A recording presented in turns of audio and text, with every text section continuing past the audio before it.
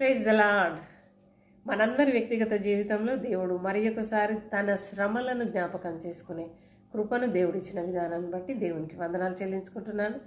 దేవుని బిడ్డలారా, మరి మనందరి జీవితాన్ని ఒకసారి వెనుకకు చూసుకున్నట్లయితే ఈ శ్రమల కాలాలు ఎన్నో దాటి వచ్చాం మనం, కాదంటారా? ఎన్నో దాటి వచ్చాం. ఎన్నో ప్రార్థన కూటాలలో ఆయన శ్రమలను గురించి మనం విన్నాం.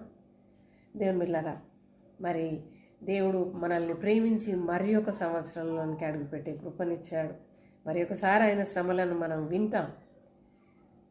అయితే దేవుని బిడ్డలారా, ఈ సమయంలో మనం ఒకటి జ్ఞాపకం చేసుకోవాలి. మన ఇంట్లో ఒక చిన్న పిల్లోడు ఎదుగుతున్నాడు అంటే మరి అతను 5 సంవత్సరాలు, 10, 15, 20, 25 అక్కడి వరకు శారీరకంగా ఎలా ఎదుగుతున్నాడు అనేది మనం గమనిస్తూ ఉంటాం. ఒకవేళ ఎవరైనా వీక్గా కనబడినట్లయితే కొంత బాధపడతాం. అతనికి కావాల్సిన ఏర్పాటు ఏదో చేస్తాం, కొంచెం బాగా కావాలని కదా. దేవుని బిడ్డలారా, మరి మన నుండి కూడా దేవుడు అది ఆశిస్తాడు.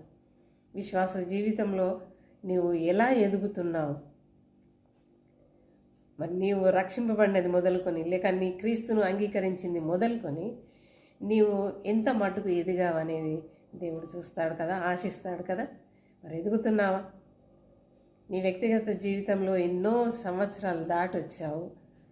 మరి ఆత్మీయంగా నీవు ఎక్కడి వరకు ఎదిగావు అనేది ఆయన చూస్తాడు. దేవుని బిడ్డలారా, శారీరకంగా ఎలా ఎదగాలని చూస్తామో అదేవిధంగా జ్ఞానంలో కూడా మన పిల్లలు ఎదగాలని మనం ఎంతో ఆశిస్తాం. వాళ్ళు అలా మంచి జ్ఞానయుక్తంగా ప్రవర్తించినప్పుడు చాలా సంతోషిస్తాం కదా. అలాగే మన దేవుడు మనల్ని బట్టి కూడా మరి సంతోషిస్తాడు, అలా ఎదురు చూస్తాడు.